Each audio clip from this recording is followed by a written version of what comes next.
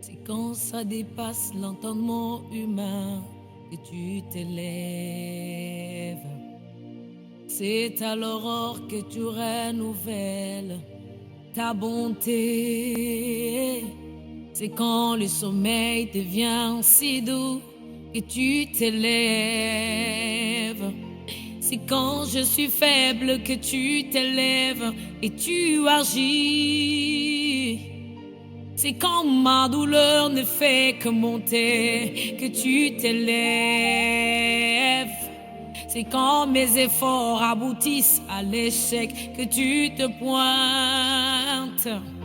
C'est quand ma chair s'attache aux os que tu t'élèves. C'est qui cet homme à qui obéissent le vent et tempête, qui agite à l'eau par des tempêtes et les vents? C'est qui cet homme à qui obéissent le vent et tempête, qui agite à l'eau par des tempêtes et les vents? Venez voir, il y a ici plus que Salomon, yeah. Venez voir, il y a ici plus que Salomon. L'entendre parler, son langage est vraiment troublant. Les hommes ont parlé, mais jamais comme cet homme. Les prophètes ont parlé, mais jamais comme Jésus. Les docteurs ont parlé, mais jamais égalé. Les évangélistes ont parlé, mais jamais comme cet homme. Les apôtres ont parlé, mais jamais comme cet homme. Les pasteurs ont parlé, mais jamais comme Jésus. Car toute la plénitude vit en lui. Alléluia. Toute la plénitude en haut vit en Jésus. Donc sans sa mesure vit en lui. C'est qui cet homme à qui obéissent le vent et tempête? C'est qui cet homme qui agite à l'eau par des...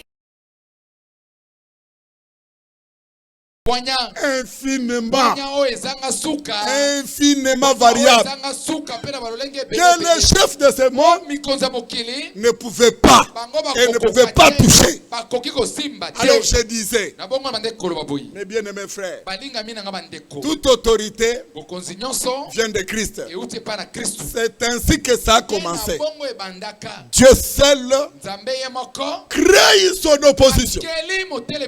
Ça c'est trop fort. Dieu crée l'opposition. C'est Dieu qui crée son opposant.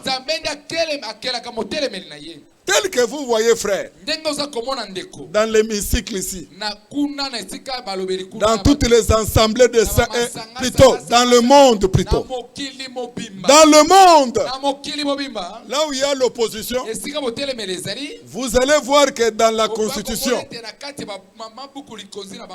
le pouvoir accorde à la position,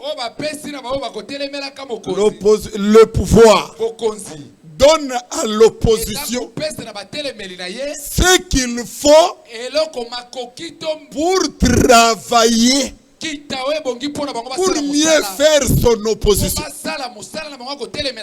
C'est le pouvoir qui donne. Hein? C'est le pouvoir qui donne. Donc à l'opposition, c'est la Constitution qui donne. À l'opposition, ce qu'il faut pour mieux fonctionner. Tout ça, c'est la copie. C'est la photocopie. C'est de la copie. Dieu, en suscitant son opposant avec un but quelconque, il a donné à son opposant, qui est Satan, certaines choses pour bien fonctionner. Ainsi, j'ai parlé de la mort. Je disais que Satan n'a jamais créé. Même la mort n'a pas été créée par Satan. Si vous m'aviez saisi de cette manière, c'est une erreur. Ou bien, souvenez-vous de ce qu'on a enseigné. Satan n'a jamais créé. Mais la mort a été créée par Dieu. Mais dans la gibecière de Dieu, la mort n'existe pas. Mais cette mort, la mort, a connu son aiguillon. La mort a connu son aiguillon. J'ai expliqué que la Bible déclare à partir de la transgression, le péché d'Adam et Ève. Quand le péché est entré, ça a donné la vie. Ça a donné la vie à la mort. La mort, entre les mains de Dieu, après avoir été créé, c'est quelque chose qui était là, qui ne servait pas. C'est ainsi que le Seigneur, dans Genèse où nous sommes maintenant, les gens lisent mal la Bible, frère. Quand vous lisez votre Bible, le Seigneur n'a pas dit Adam. Parce que vous devez savoir que Dieu est un prophète. Dieu n'a pas dit Adam, le jour où tu mangeras l'arbre de la connaissance du bien et du mal, tu mourras. Dieu n'a pas dit ça. Étant un prophète, il ne pouvait pas dire ça. Dieu dit à l'homme, en parlant de l'homme, il n'a pas cité le nom d'Adam. Parce que s'il avait cité Adam, cette parole, Dieu allait veiller voir Adam mourir. Mais il a dit, la Bible déclare l'homme. Je sais que vous allez dire, mais papa, l'homme là, c'est Adam. Mais je vous dis d'abord Dieu, étant prudent, il a dit, donc étant un prophète. C'est ce que nous allons parler pour arrêter ce qu'on a, un élément qu'on ajoute aujourd'hui. L'Éternel dit à l'homme, on ne dit pas que l'Éternel dit à Adam. Là, c'est lire la Bible en français comme tous les intellectuels. La Bible ne dit pas que l'Éternel dit à Adam. Non, la Bible dit l'Éternel dit à l'homme. Les jours où tu mangeras, à l'homme, non Adam. Et deuxième chose, c'était une promesse. Donc une promesse, il dit tu mourras. Autrement dit, dès que l'arbre de la connaissance du bien et du mal est mangé, un jour vous verrez l'homme mourir. Je crois que je suis bien compris. Dieu est un prophète. Il ne parle pas. Cherchez les versets. Mais je sais que nous irons voir Adam aussi là-dedans. Mais Dieu a parlé étant un prophète. C'est ainsi qu'on a vu ensemble. Adam mange les fruits. Adam pêche. C'est Adam qui va, par son péché, donner la force à la mort. La mort, c'était quelque chose qui manquait la force. La mort, c'est quelque chose qu'on avait créé. Maintenant, écoutez bien. Quand Dieu dit, le jour où tu mangeras,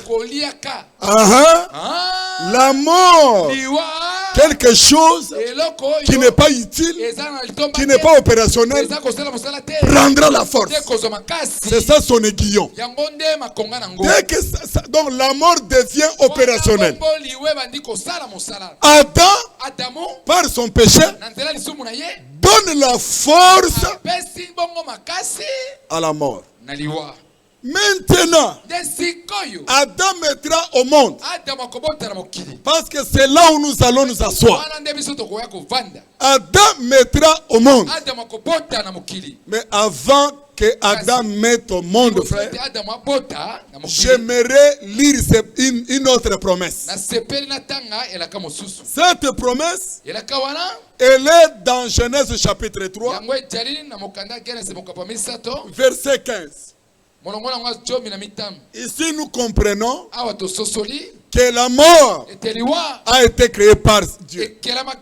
Mais dans la gibecière de Dieu, la mort n'y était pas.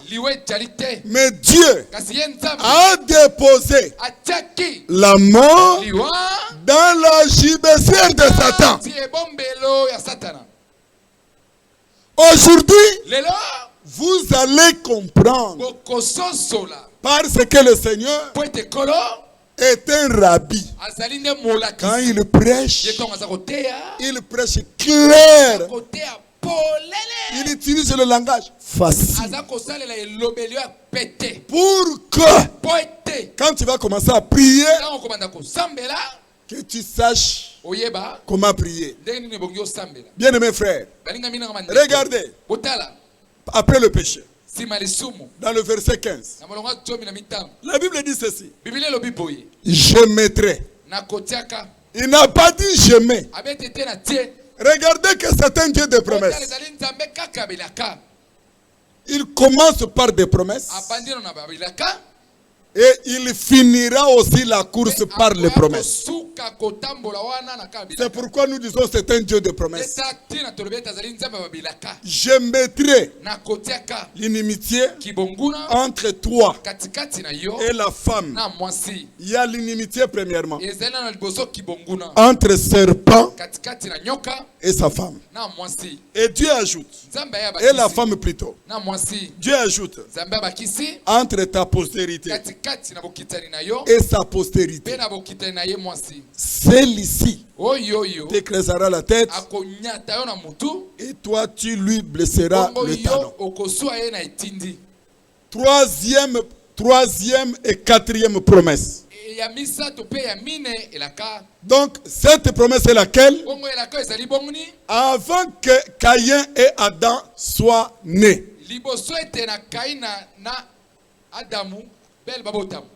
Quand Dieu parle avec Caïn, et plutôt avec Adam, avec Ève, avec serpent, Dieu annonce les choses à venir.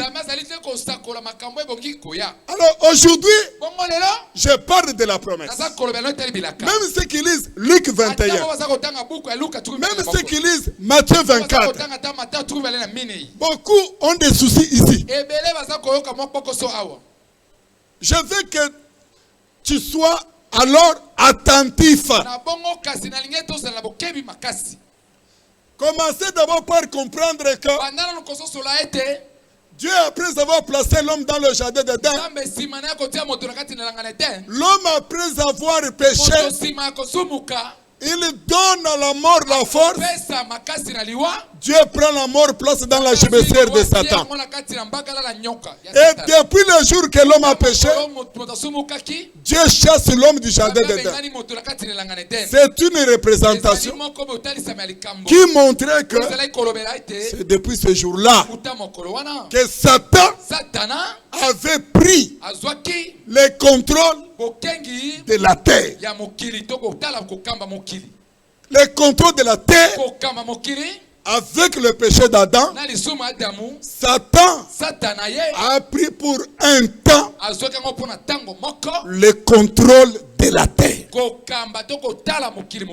Un élément que je viens d'ajouter, c'est Dieu qui promet. La promesse, c'est l'œuvre d'un prophète. Donc je comprends. Le premier prophète, c'est d'abord Dieu lui-même. Donc Dieu est le premier prophète. Ah, je comprends pourquoi. Quand vous lisez Ephésiens chapitre 4, verset 9 jusqu'au verset 15-16, il a établi, Dieu a établi les uns comme des prophètes. Ce qui veut dire, l'authentique prophète d'abord c'est lui. Donc nous les autres ici, nous sommes par rapport à lui. Alors nous voyons que Dieu est un prophète. Qu'est-ce qu'un prophète? La fois passée, je l'ai dit, et tellement qu'il y avait des questions, je vais être clair encore. Deutéronome chapitre 18, dans le verset 20, je donne en bref donc la définition d'un prophète. Notez le passage et lisez. Avant d'attaquer, de critiquer, lisez d'abord la Bible. Voici le verset 20. Je suis dans 18 si je ne me trompe pas. Deutéronome chapitre 18, le verset 20, si je ne me suis pas trompé. La Bible dit, mais si le prophète, je prends, pour gagner le temps, prenez le verset 22.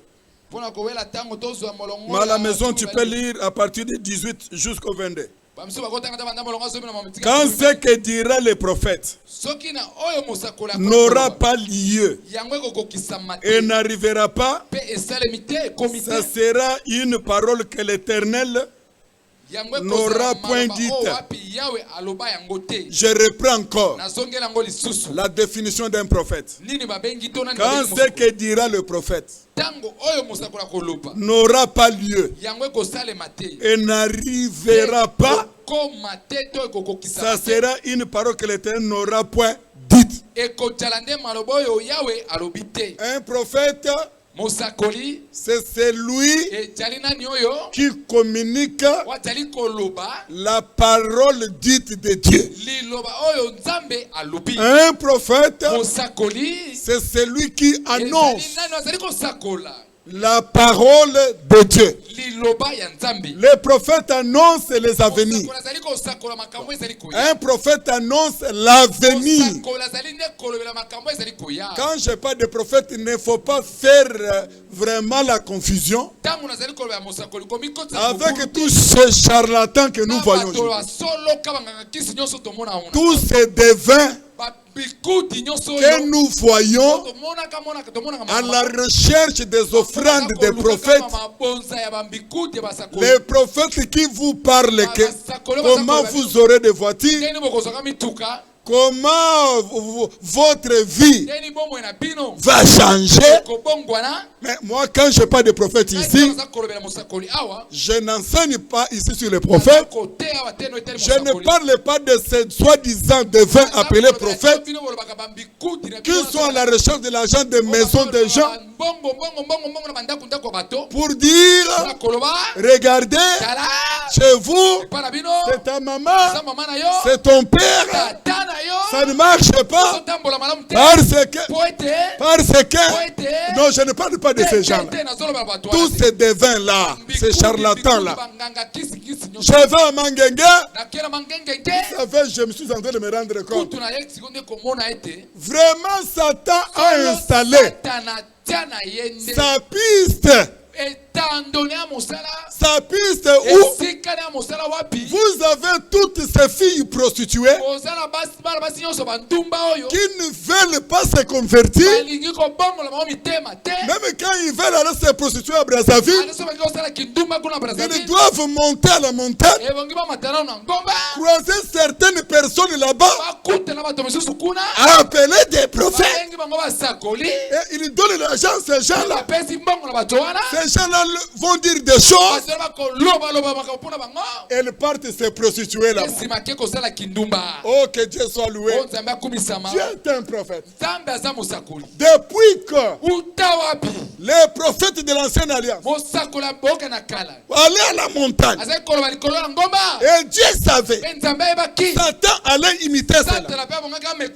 Il a dit, quand tu veux prier, entre dans ta maison, ferme ta chambre, Dieu va t'écouter là-bas. Vous savez qu'il y a les gens qui pensent son Dieu c'est un Dieu de montagne.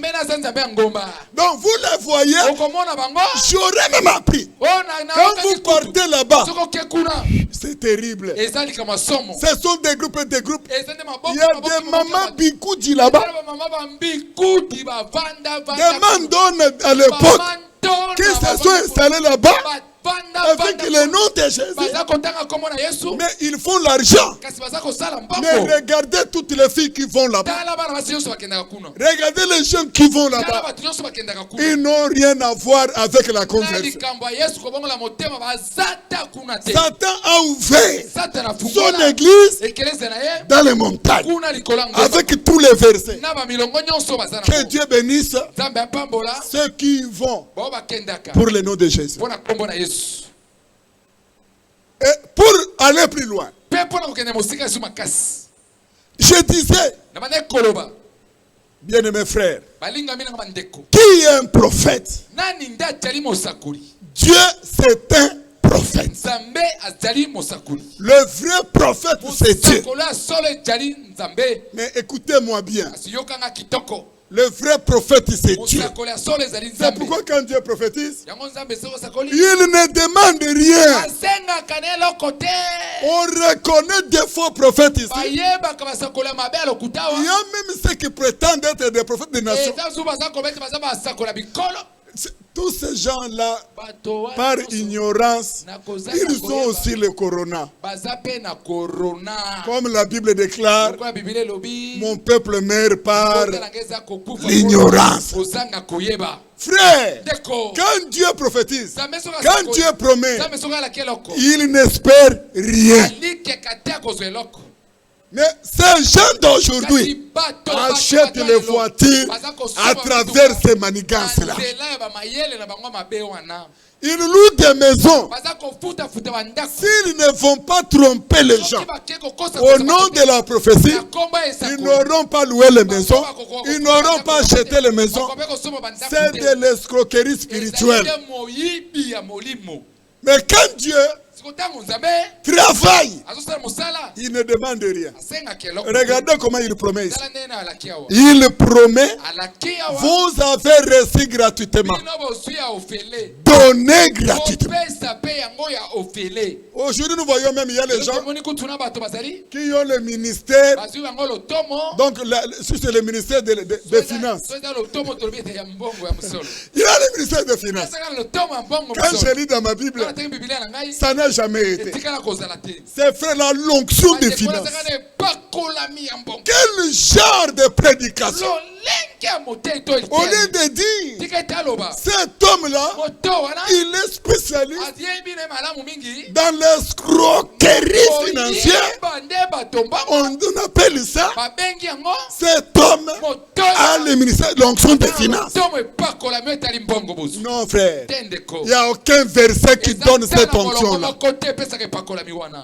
À part le verset qui vient du diable et le verset mal interprété. C'est pourquoi quand vous lisez Actes des Apôtres chapitre 16,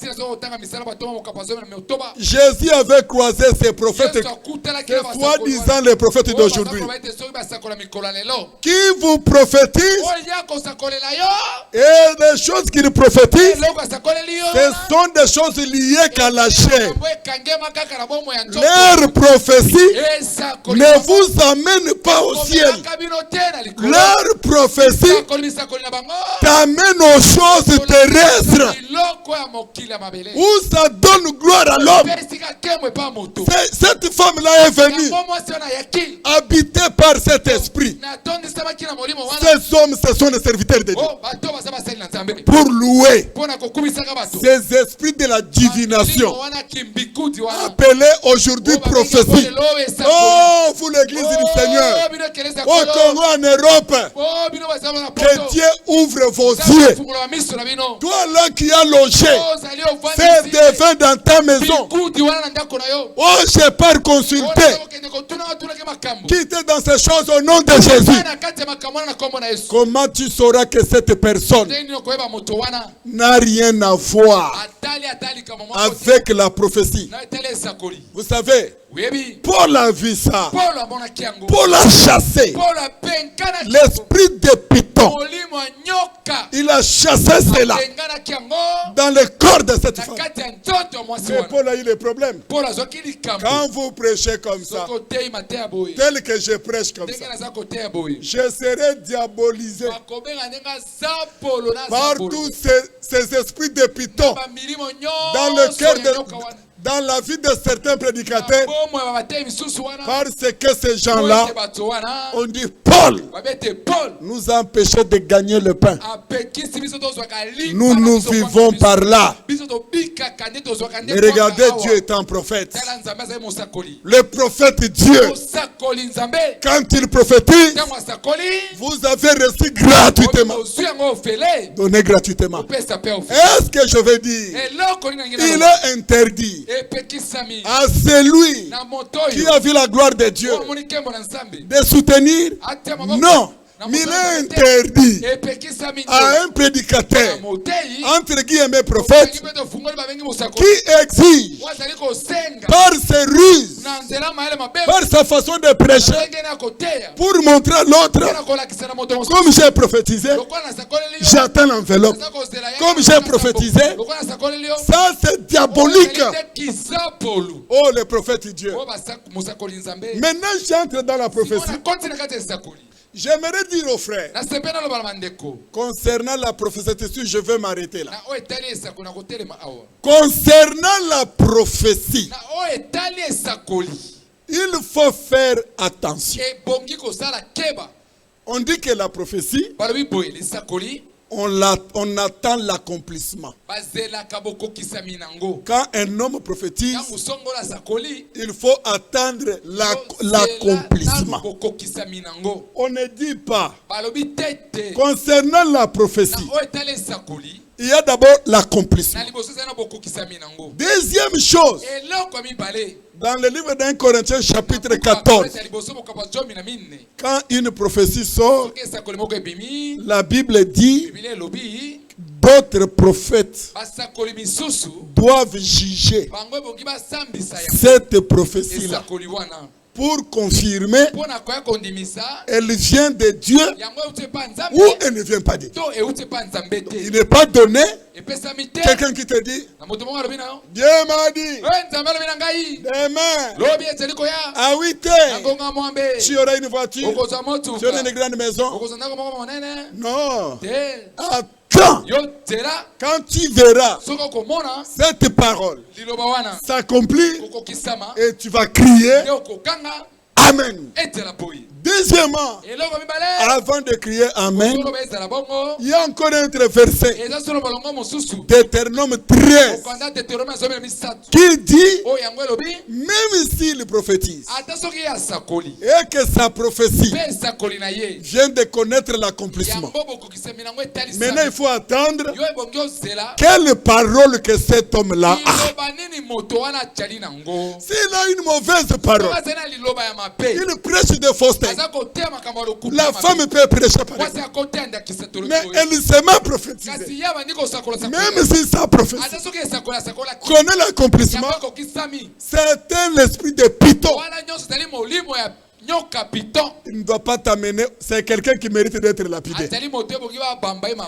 Mais papa, Oh papa. Mais papa. Papa. Mais ce qu'il a dit est arrivé. Attention. L'esprit de Python dit aussi les choses et les choses arrivent.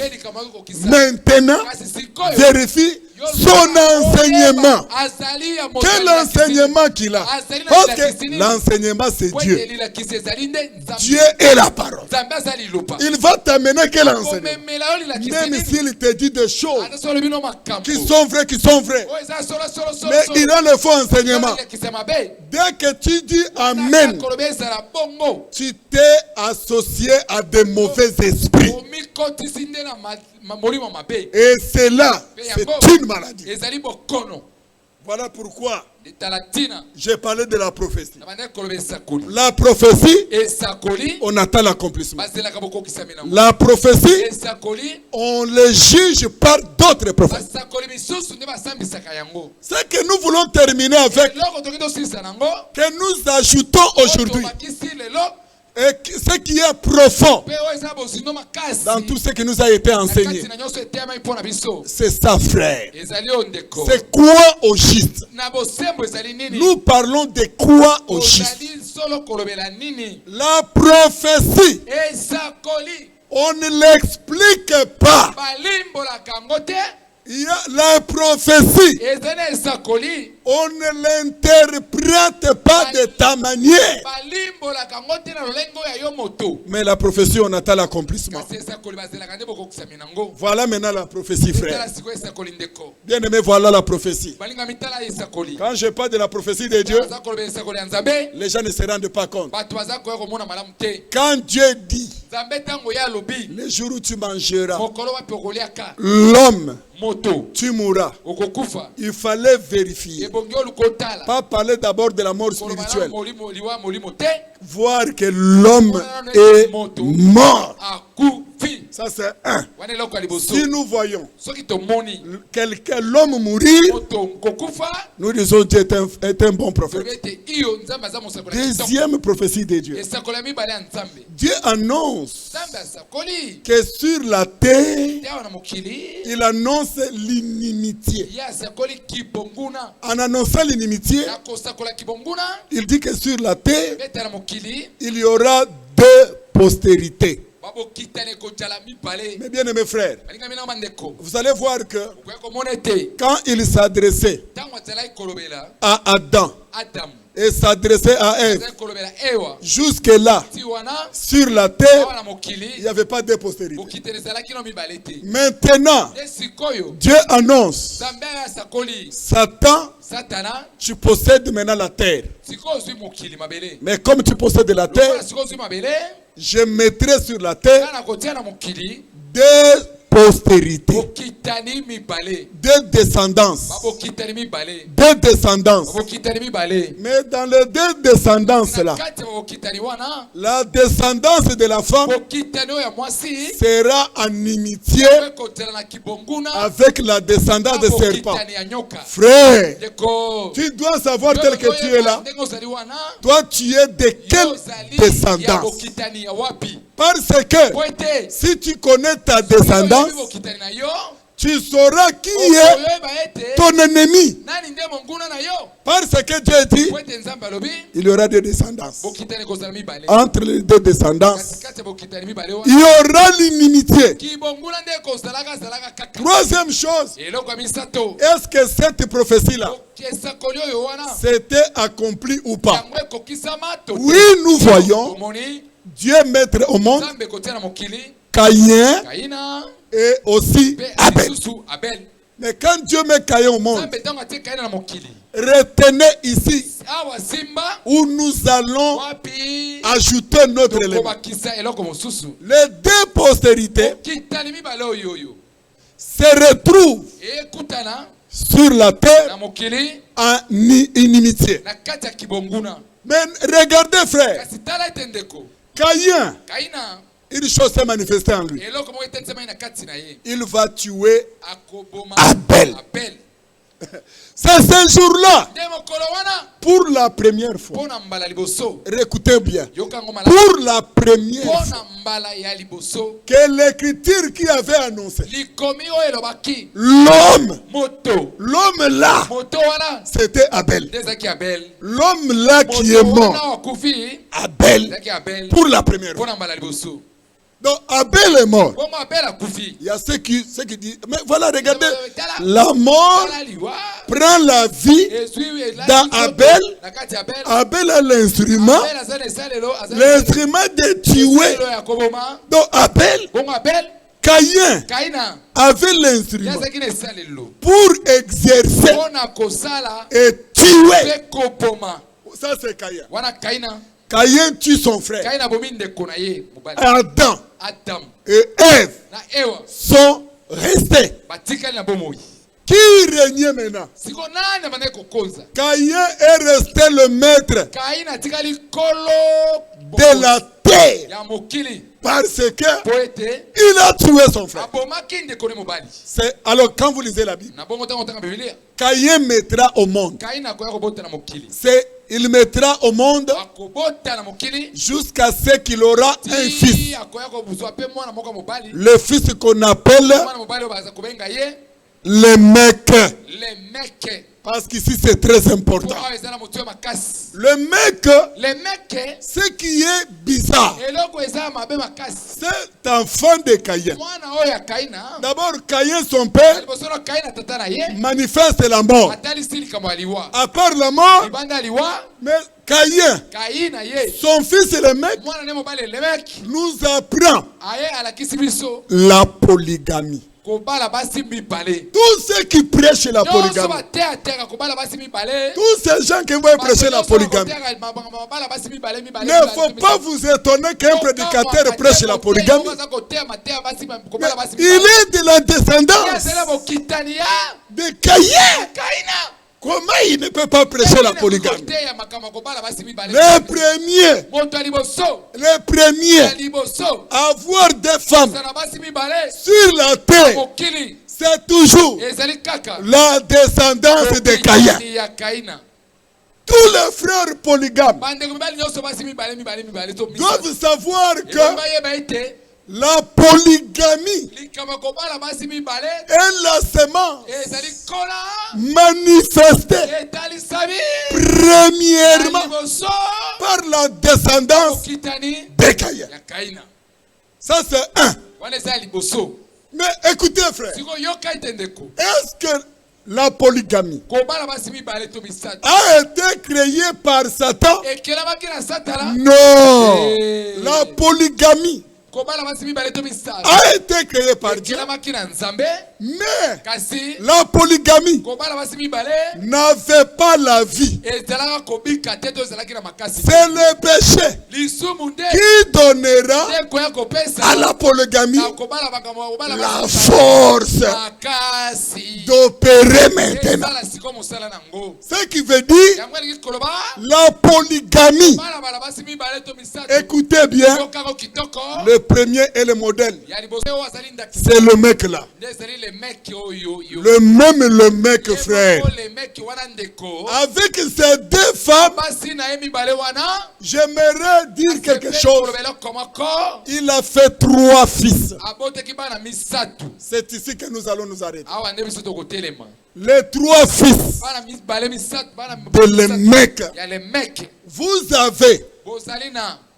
avez, c'est-à-dire les mecs, dans sa descendance, vous avez Tubal-Caïn. Tubal-Caïn, c'est qui? Vous avez Tubal-Caïn.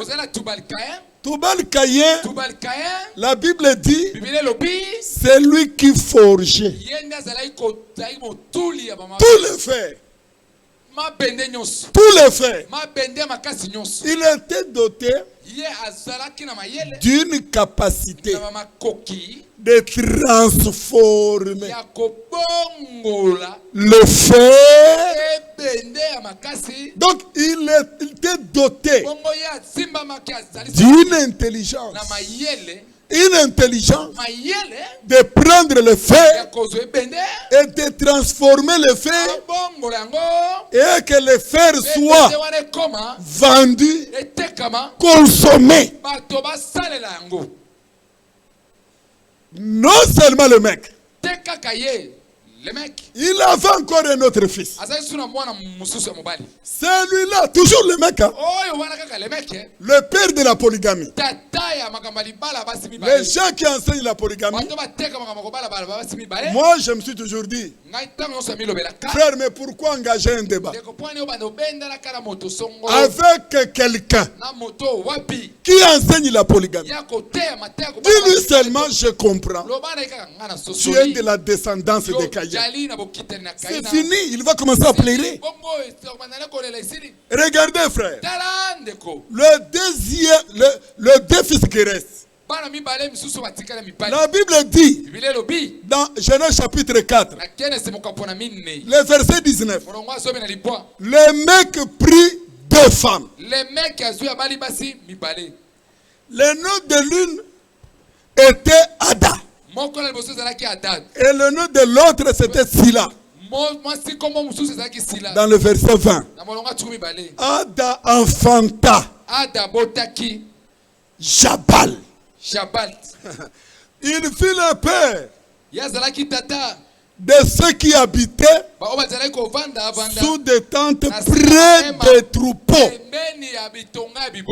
Jabal, fils de Caïn, fils de Lémec, l'enfant d'un polygame là, était doté d'une capacité. Il habitait les tentes. En habitant les tentes, la Bible dit près des troupeaux. Celui-ci est un agriculteur. Un agriculteur. Donc avec cela, il peut transformer. Vous arriverez à comprendre ça. L'autre, nous allons le verset 29. Le nom de son frère était Jubal. Et Jubal, qui était-il? Il fut le père de tous ceux qui jouent de la harpe et du chalumeau. Regardez comment Dieu avait doté la descendance de Caïn. Ce sont eux. Un, il prend le fer. Ils avaient ce qu'on appelle le savoir. Ils avaient un savoir. Vous pouvez trouver le fer sur la terre. Vous, le fer ne vous dit rien. Mais quand lui, Tubal, prend le fer, il fait une machine. Avec ce fer-là, il transforme des choses. Et c'est ce qu'on appelle aujourd'hui l'industrie. l'industrie, et pouvaient prendre ce qui est naturel. C'est comme ici en RDC. Regardez frère, nous avons avec nous, mes bien-aimés, vous avez le diamant, vous avez de l'or, c'est dans la terre. Maintenant, vous ne pouvez rien faire avec. Mais quand viendra Tubal Kaya, quand il viendra, il prend ces diamants, il prend ces mines-là, il va les extraire, il fait la machine, et de cela, il fait les armes, et il prend ces armes, il vend pour tuer les gens, parce que lui, il a le sang, il aime le sang. Jubal, c'est qui? Un agriculteur. Je prends qu'un exemple. Agriculteur, il va prendre le troupeau. Tu peux avoir le troupeau, frère. Tu as le troupeau. Vous en avez beaucoup ici en RDC. À part vendre le troupeau, vous ne savez pas faire autre chose. Mais la descendance de Caïn est dotée d'une intelligence, d'une capacité. Quand il voit, il prend du lait. Au lieu seulement de boire du lait, il a la capacité, l'intelligence de transformer cela, faire par exemple du fromage. Fromage. Et on vend. Ça donne de l'argent.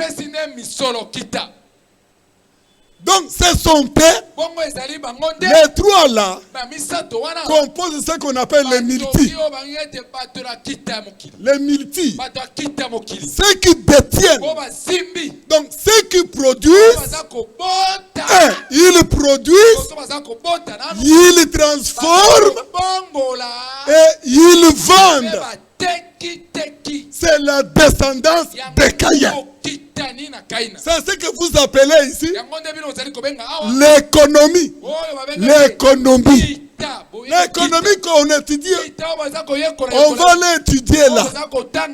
On étudie là. Au campus là. Ces gens-là. Donc ils savent produire.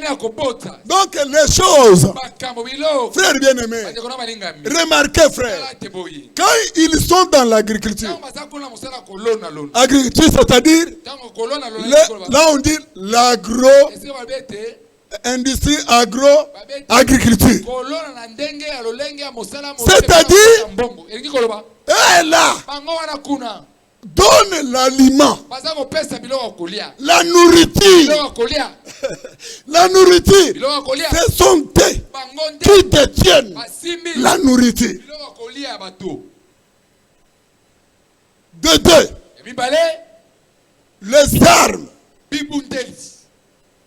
des grandes sociétés. Frère, ces gens-là, celui qui est près des troupeaux, n'allez pas chercher à interpréter. Quand vous voyez, il est près des troupeaux,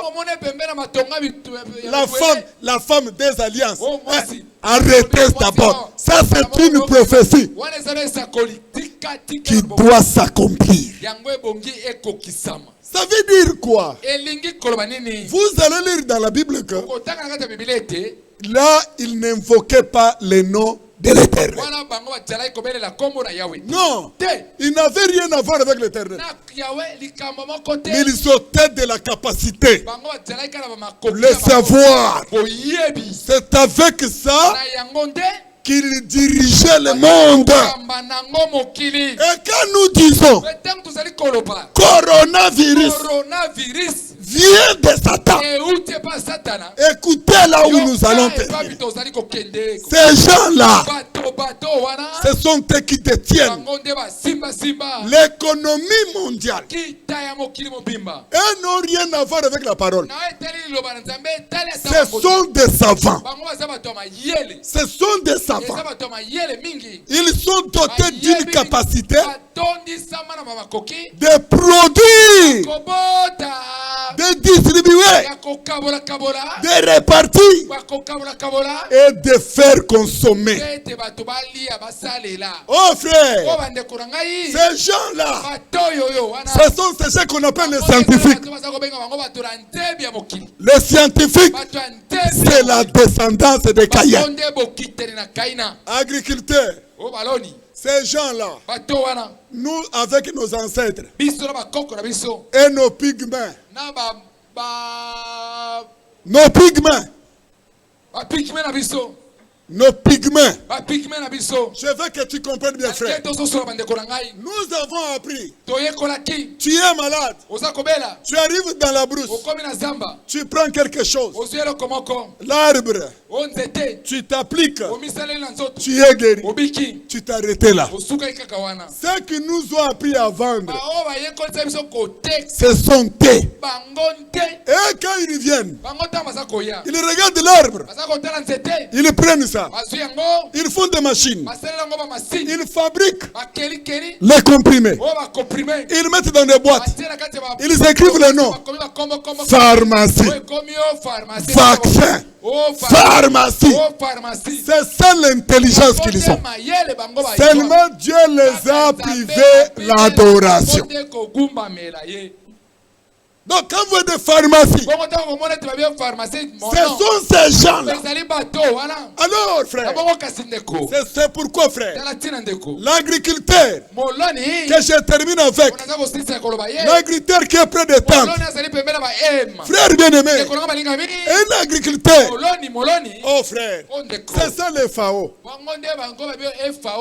Les FAO que vous voyez, oh non, il y a des problèmes, des troubles dans un pays. Les FAO amènent la nourriture. Amènent la nourriture. C'est comme les Congolais, tels que nous sommes avec vous ici.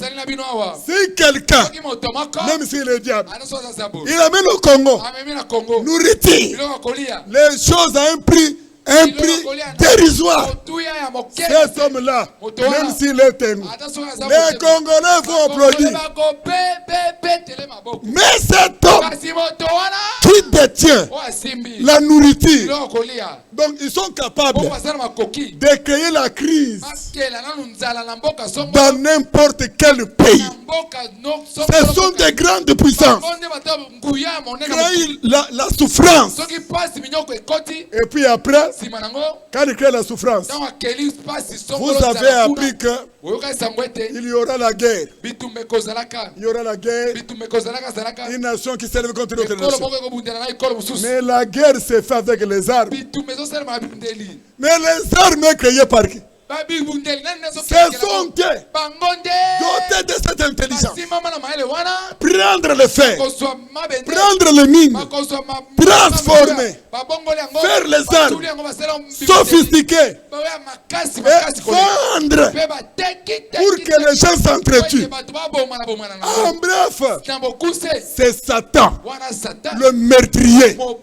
Ils sont capables d'envoyer la maladie dans le monde. Ils sont capables d'éliminer cette maladie. Ils sont capables de créer la famine. Oh, Éthiopie, il y avait la famine. Il y avait la famine. Faites attention. Il y a des famines de Dieu et famine qui est l'imitation de Satan. Parce que Satan fait aussi le serpent. Moïse vit avec le serpent. Les serviteurs de Pharaon créent aussi leurs serpents. C'était des serpents. Donc vous devez savoir, Satan, sachant que Dieu va troubler ce monde, à un moment donné, Satan, avant que Dieu fasse, lui vient, il le fait pour qu'on sache que c'est Dieu, ce n'est pas Dieu. C'est pourquoi coronavirus Encore une fois. Mes bien-aimés frères, la famine en Éthiopie. Les Américains ont décidé, ils ont dit, plus de famine en Éthiopie. Ils amènent l'argent. Ils amènent tout. Aujourd'hui, l'Éthiopie n'a plus faim. Et tout ça, il cherche seulement un verset qui dit, le verset qui dit, à cause du pain, un morceau du pain, l'homme se livre au péché. Regardez pourquoi, quand il est venu voir Jésus dans le désert, il dit à Jésus, tu as faim, mais moi je la nourriture. Bon, si tu es enfant de Dieu, mais quand fais ça, prie pour qu'on voit si ça va venir. Ça ne viendra pas. Il vient à Jésus. Il dit à Jésus, tout ça, tous les rois de la terre, c'est moi. Satan peut ordonner aujourd'hui en disant à ses serviteurs, États-Unis, la Chine, France, toutes ces superpuissances. Satan décide à travers l'ONU en disant, nous ne voulons plus apprendre qu'en RDC il n'y a pas à manger. Frère, il y aura à manger ici. Vous ne prêcherez plus la famine. Je termine pour dire ceci. Quand Satan travaille à travers la postérité de Caïn, ce sont ses industries, ses superpuissances, ces grandes puissances, des chercheurs, des inventaires, ils inventent des maladies.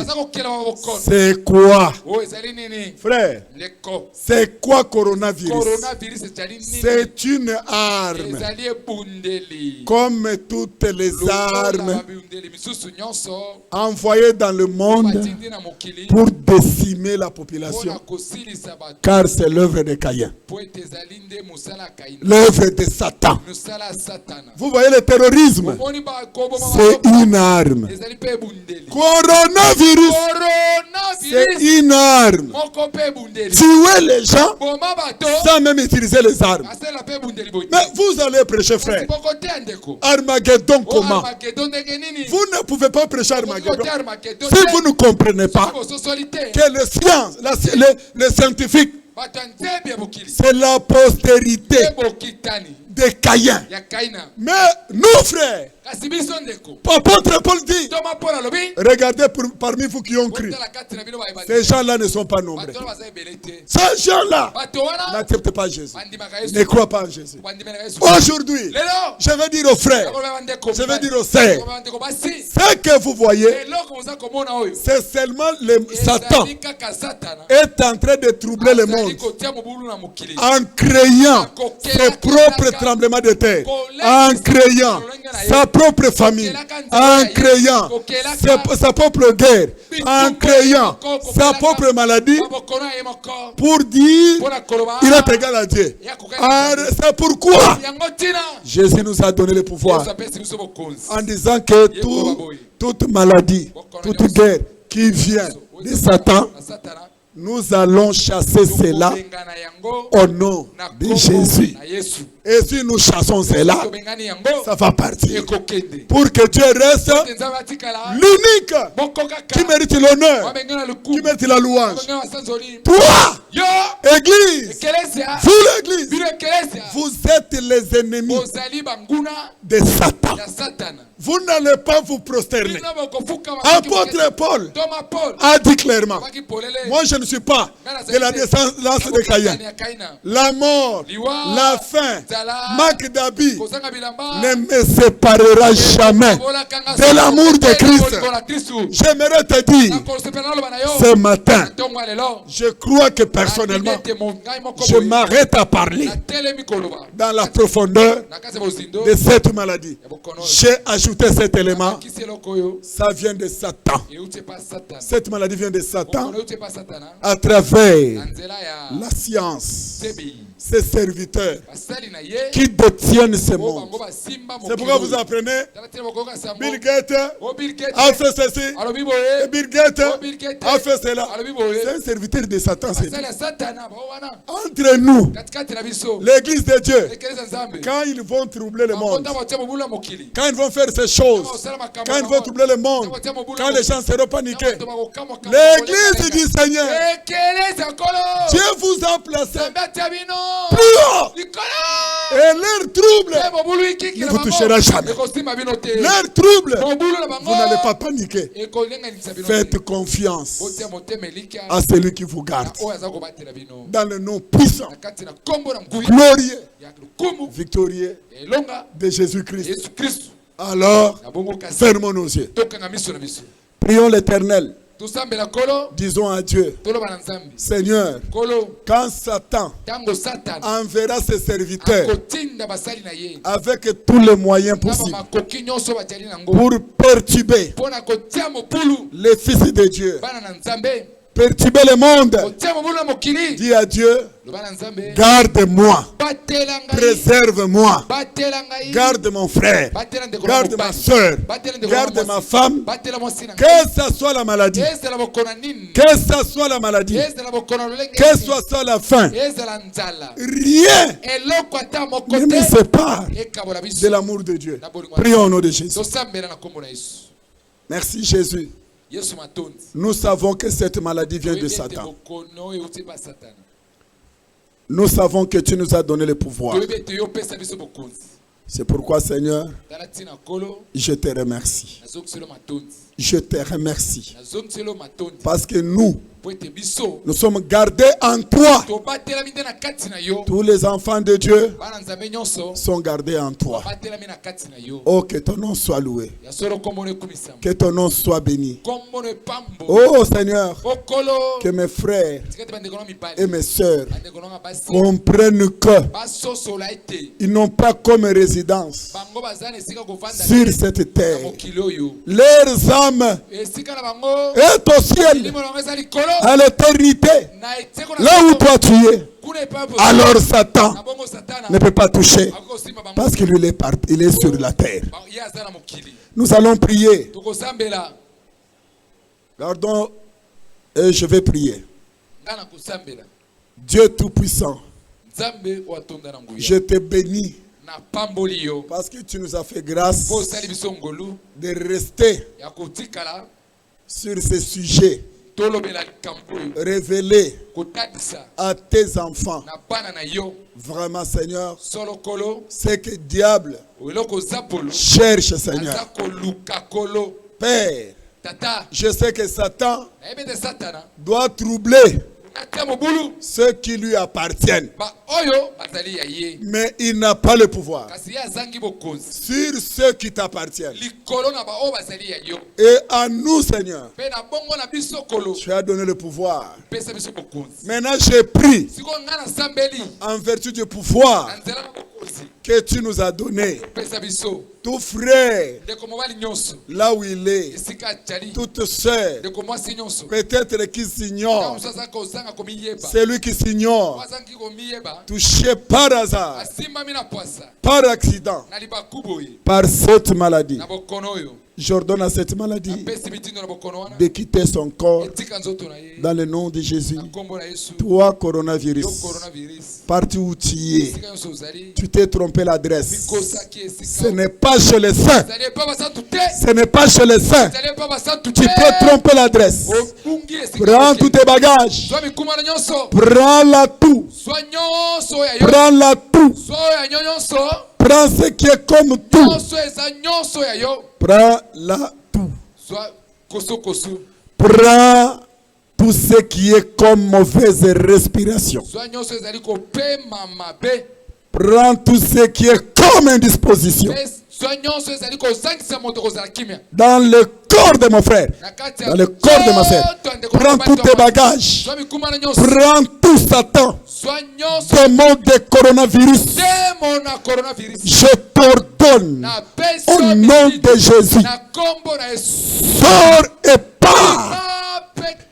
Et ne revienne plus. J'ai guéri mes frères. J'ai guéri ma soeur. Ainsi toutes les maladies qu'on dit contagieuses, que les médecins ont dit. Ici, pris des solutions. Jésus, tu es la solution. J'ordonne au nom de Jésus. C'est toi l'espoir de cet homme-là maintenant. C'est toi l'espoir de cette sœur-là. Au nom de Jésus, qu'il puisse recevoir la guérison. Même le chômage lui obéisse. Oh, la maladie lui obéisse. Hey, la pauvreté lui obéisse. Les célibats lui obéissent. Père, merci pour cette journée d'aujourd'hui, car Satan a échoué. Il croyait que nous n'allons pas prêcher. Il croyait que nous n'allons pas prier. Nous continuons à prier. Gloire à Jésus, l'homme invisible qui parvient sur les lits des malades.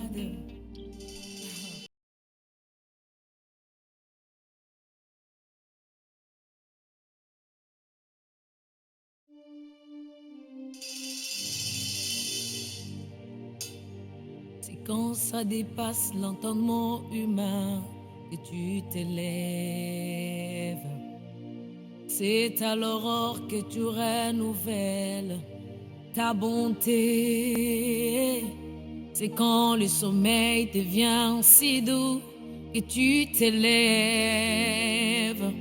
C'est quand je suis faible que tu t'élèves et tu agis. C'est quand ma douleur ne fait que monter que tu t'élèves. C'est quand mes efforts aboutissent à l'échec que tu te pointes. C'est quand ma chair s'attache aux os que tu t'élèves. C'est qui cet homme à qui obéissent le vent et tempête, qui agite à l'eau par des tempêtes et les vents?